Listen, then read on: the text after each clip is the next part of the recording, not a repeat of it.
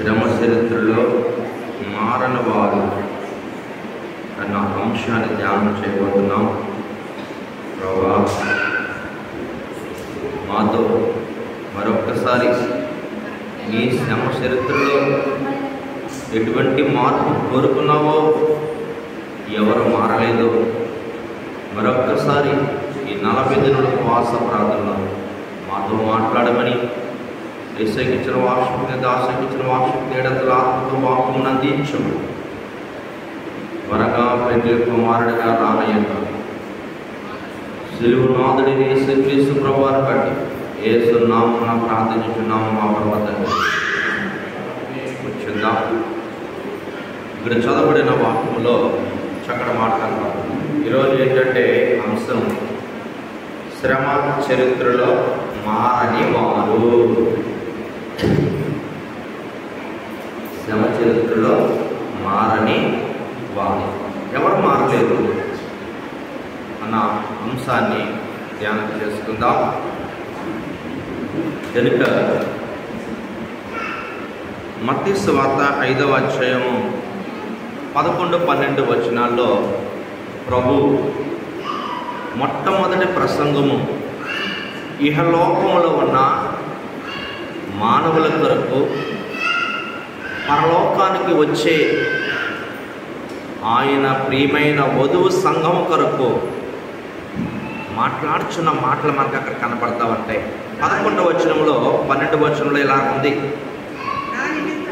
నా నిమిత్తము జనులు మిమ్మలను నిందించి హింసించి మీ మీద అబద్ధపు సాక్ష్యమును చెడ్డ మాటలెల్లా పలికినప్పుడు మీరు ధన్యులు, సంతోషించి ఆనందించుడి, పరలోకమందు మీ ఫలము అధికమగును. ఇలాగన వారు మిమ్మును పూర్వమందుండిన ప్రవక్తలను హింసించిరి.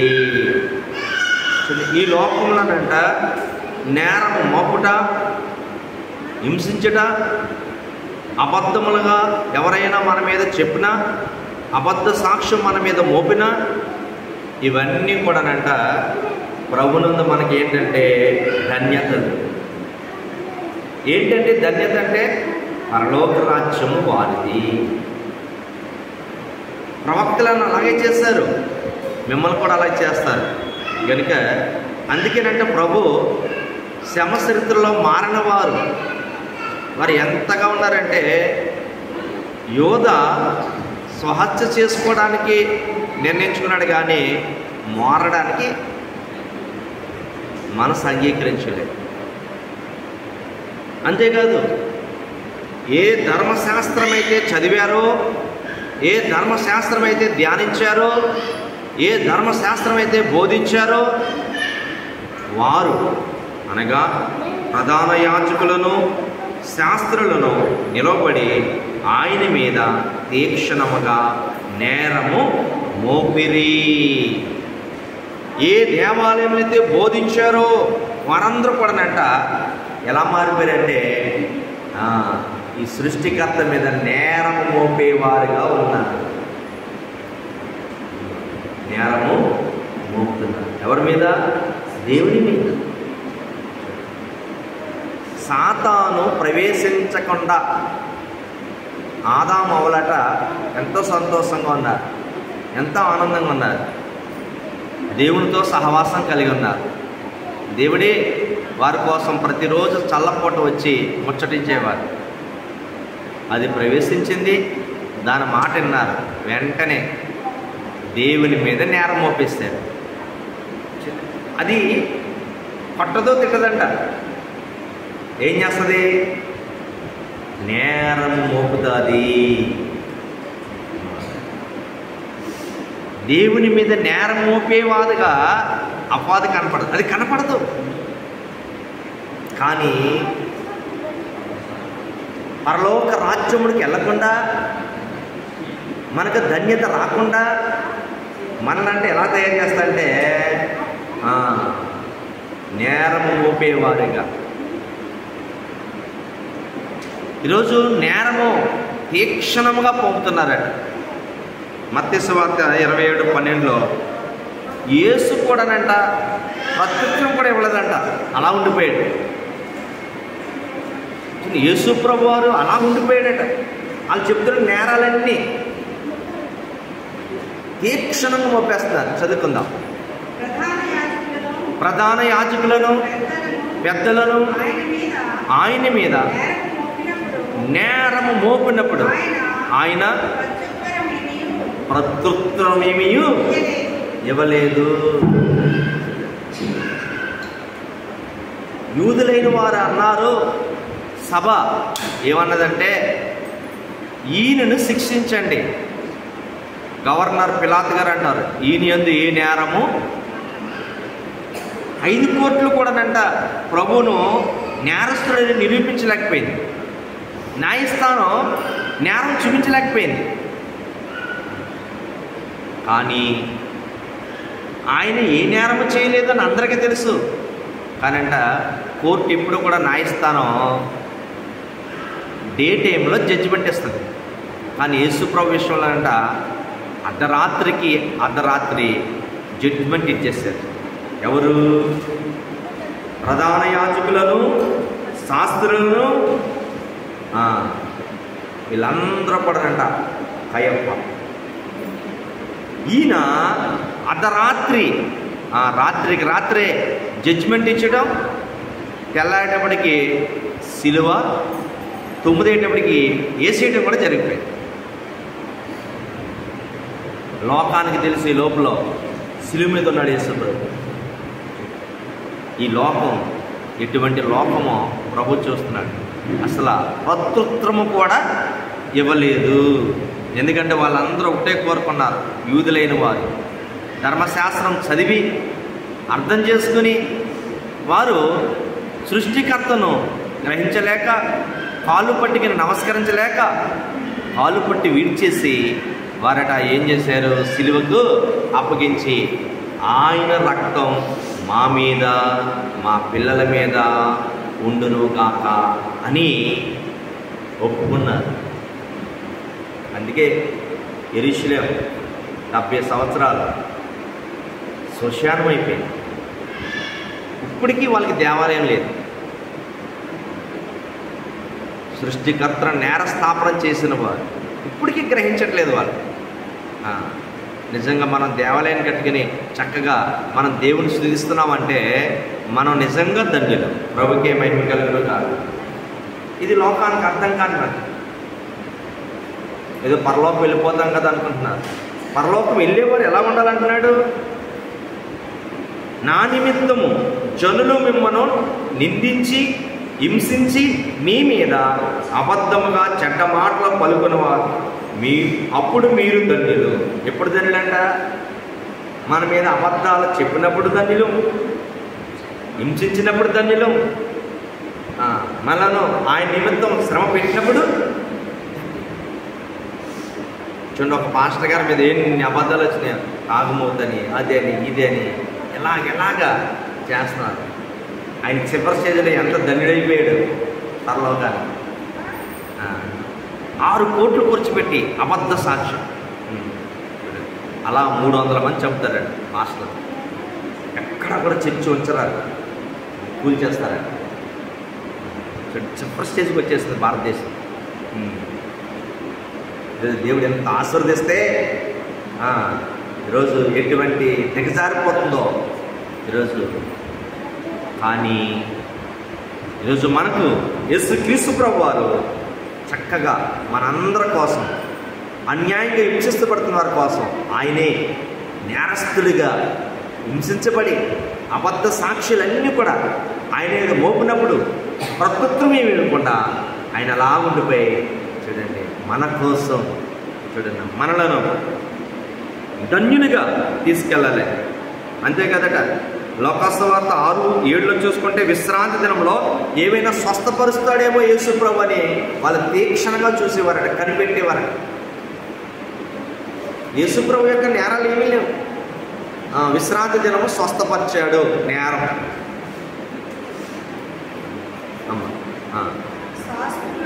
శాస్త్రులను పరిచర్యలను ఆయన మీద మేర మోపాలని విశ్రాంతి దినమున స్వస్థపరచునేమో అని ఆయనను కనిపెట్టుచుండిరి.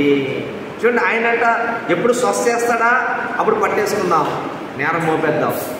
ఇవన్నీ కూడా యేసుక్రీస్తు ప్రభువారు చూడండి ఒక్కటి కూడా నేర స్థాపన చేయలేక ఆయన చేసే పనులన్నీ కూడా ఆయన ఒకటే మాట్లాడాడు, విశ్రాంతి దినమున నీ ఎద్దైనా నీ గాడిదైనా నీకు సహకరించే అవి గుంటలో పడిపోతే నువ్వేం చేస్తావు? వాళ్ళు అన్నారు, ఫస్ట్ వారం అంతా నా కోసం నా కుటుంబం కోసం కష్టపడుతున్న పశువు కనుక నేనేం చేస్తాను, గుంటలోంచి పైకి తీస్తాను. మరి నేనిచ్చిన స్వరూపం, నేనిచ్చిన ఆత్మ, నేనిచ్చిన జీవం మనిషి అనారోగ్యం అంటే నాకు బాధ కాదా? ఆదివారం స్వస్థపరచకూడదా? ఏంటంటే వాళ్ళ రూల్స్, ఏ పని చేయకూడదు. అదే మనకు ఆదివారం అంటే వాళ్ళకి శనివారం విశ్రాంతి దినం. ఆ రోజుల్లో యేసు పునరుద్ధానమైన తర్వాత ఆరాధనగా మారింది ఆదివారం. పునరుద్ధానానికి ముందు శనివారం. అందుకనే మారిన వారు ఎలా ఉన్నారట? దొంగ మరింత చెడిపోయాడట. నిన్ను నీవు రక్షించుకో అని హేళన చేశాడు. నిజంగా ఆయన రక్షించుకోవడానికి వస్తుంటే మనకు రక్షణ దొరుకుతుందా? ప్రజలు ఎలా చెడిపోయారో చూడండి. మంచి చెప్తే అస్సలు వినరు. వాళ్ళకి చెడు చెప్పాలి, చెడే చేయాలి, దుర్మార్గంగానే ఉండాలి ఈ లోకానికి. కానీ పరలోకం వెళ్ళేవాడు ఎలా ఉండాలట? మొదటి పేతురు రాసిన పత్రిక 3వ అధ్యాయము 10-11 వచనాలు చదువుకొని మన వాక్యం ముగించుకుందాం.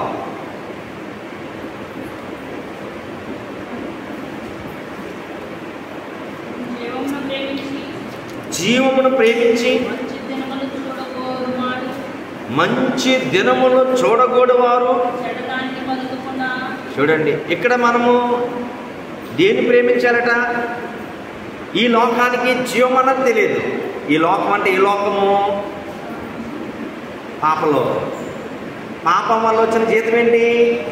మరణం. పరలోకంలో ఏం లేదు, పాపం లేదు. పరలోకంలో ఏముంది? జీవం ఉంది. కనుక మనం అంటే దేన్ని ప్రేమించాలి? ఈ లోకంలో జీవమును ప్రేమించాలి. జీవమును ప్రేమించే వరకంట మరణం పారిపోతుంది. చెడ్డ మాటలలో పలికినప్పుడు తన నాలుకను, కపటపు మాట చెప్పకుండా తన పెదవులు కాచుకొనవలెను.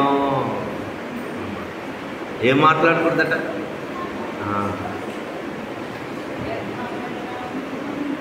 పెదవులను కూడా అంటే ఎలా ఉండాలి? కాచుకోవాలి. ఏ మాట వస్తుంది?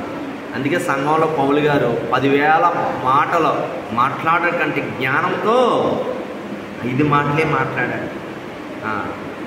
ఎందుకంటే మీరెవరు? జీవమును ప్రేమించేవారు.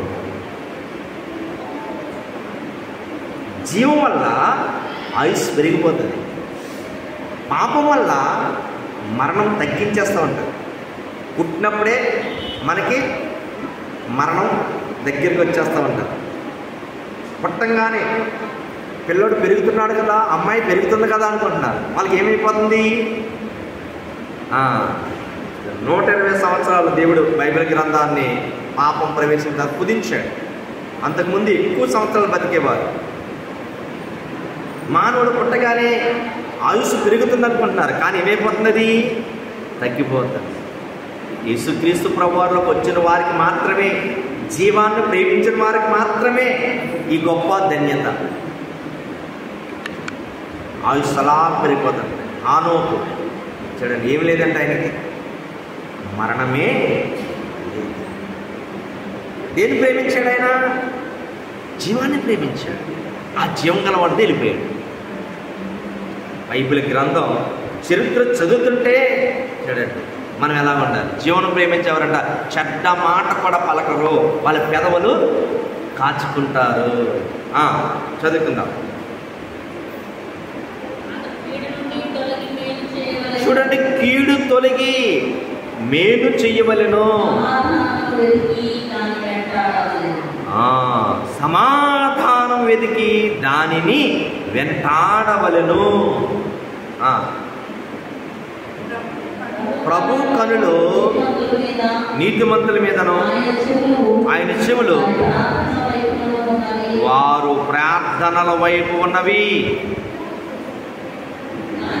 కానీ ప్రభు ముఖం కీడు చేయి వారికి విరోధముగా ఉన్నది. దేవుడు ఎంత చక్కటి మాటలు తెలియజేస్తాడు. కానంట మారని వారు ఎవరు? యోధా మారలేదు. ఏం చేశాడంట? స్వహత్య. మారని వారంట చావు సస్తావు అన్న మాటే పలుకుతారు. జీవాన్ని ప్రేమించేవారు నోట్లోంచి వచ్చే మాట కాచుకుంటారు. అమ్మో ఈ మాట వల్ల ఏమొస్తుందో, మాట్లాడాలో మాట్లాడకూడదు అన్న ఆలోచన. ఎవరిని చూస్తారు?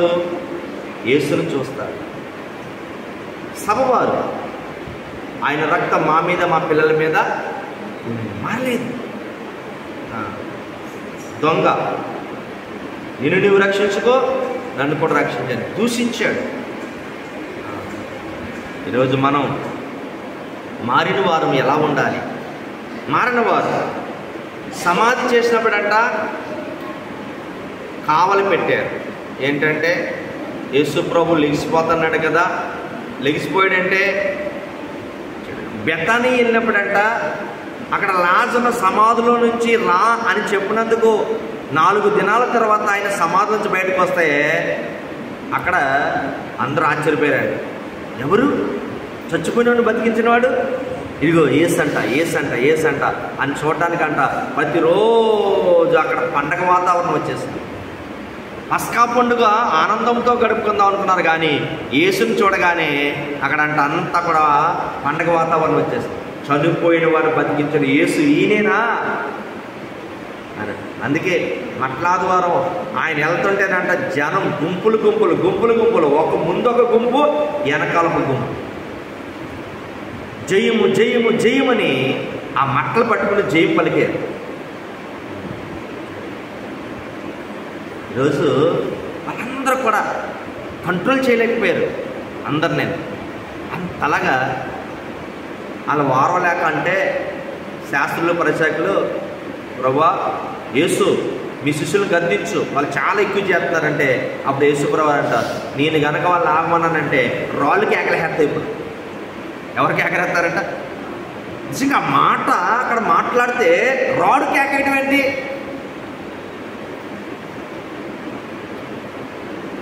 చాలామంది జీవితాలు శిలలా ఉన్నాయి.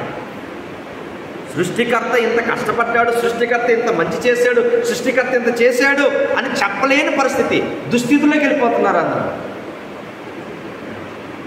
ఈరోజు మనం చెప్పవలసి వచ్చినప్పుడు మనం కంపల్సరీ సాక్ష్యం ఇవ్వాలి.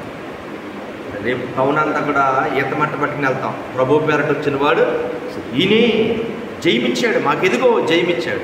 సిలువుని కాదు మనం ఎత్తవలసింది. ఏం జీవించాలి? జయాన్ని జీవించాలి. సిలువ రహస్యంగానే వేయబడింది, కానీ జయొచ్చు. సమాధిలోంచి లేపిన వాడంట, గుడ్డువారిని చూపునిచ్చిన వాడంట, ఇడిగో వస్తున్నాడు ప్రభు పేరట వచ్చిన వాడు స్తుతింపబడిన కాకని అందరూ కూడా కేరింతలతో చక్కగా వారందరూ కూడానంట జయోత్సవం కనపరిచారు. ఇదిగో ఇక్కడ నుంచి మేము జీవమును ప్రేమిస్తాం, మంచి దినాలు చూస్తాం, ఇంక నుంచి మేము చెడ్డ మాటలు మాట్లాడు, ఇంక నుంచి జాగ్రత్తగా ఉంటాం. మా ప్రార్థన ఆయన వింటున్నాడు, మమ్మల్ని ఆయన చూస్తున్నాడు, కీడు చేసే వారికి విరోధంగా ఆయన ఉన్నాడు, నేను మంచినే చేస్తాను అని అంట వారందరూ ఉన్నారు. కానీ కావల వారు ఏం చెప్పారు తెలుసా? మరింత చెడిపోయారు. ఆయన సమాధిలోంచి లెగిసి అదిగో అలాగ నడుచుకుంటూ వెళ్ళిపోయాడని చెప్పవలసింది పోయి ఏమైనా వాళ్ళ శిష్యులు వచ్చారు, శవాన్ని ఎత్తుకుని పోయారు. ఎంత భయంకరమైన మాట! యేసు ప్రభువారు ఎలా లేచారు? జీవంతో లేచాడు. కానీ ఏం చెప్పారు? అబద్ధ సాక్ష్యం, మరింత చెడిపోయారు. అందుకే లోకానికి న్యాయం అన్నది లేదు, న్యాయస్థానానికి అంటే కొళ్ళు కట్టేశారు. సత్యం అన్నది లేదు ఈ లోకానికి, అసత్యం. కానీ యేసుక్రీస్తు ప్రభువారు చూడండి మన కొరకంట ఆయన శ్రమ చరిత్రలో చూడండి చక్కటి ఆశీర్వాదాలు మనకి ఇచ్చాడు. ఈరోజు మారిన వారి వలె కాకుండా మారిన వారు ఎలాగ పశ్చాత్తాప హృదయముతో ఆయన ఇచ్చిన ఆశీర్వాదాలు పొందుకున్నారో అటువంటి ధన్యత ఈ విన్న వాక్యాన్ని బట్టి ప్రభు వినికుడిలో ఫలింపచేసి మేఘమెక్కించును గాక.